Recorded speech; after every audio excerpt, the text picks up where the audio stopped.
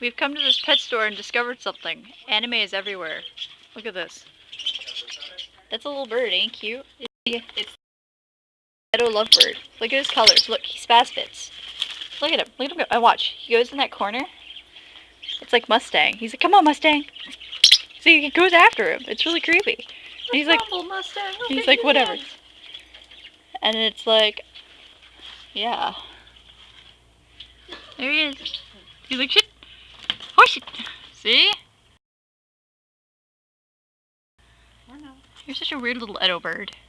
I'm such an little Edo bird. Here, go back in there and make him spaz fit. One more time. That's so cruel. Spaz fit the little shrimp. No, Edo. Ah! Come on, Mustang, I'll get you. Ah! Ah! Isn't that funny? I think that's amusing. Oh, Ishbala. And he's just chilling. Oh! Hi, Havoc. It's a Havo bird. He's like, what's up? Touche, it is a Havo bird. It's a Havo bird. And that means, oh, that was a Fallman almost, because he squinted his eyes. Maybe it's a Riza? Wait. No, he just pecked Roy's butt. Well, some people do speculate.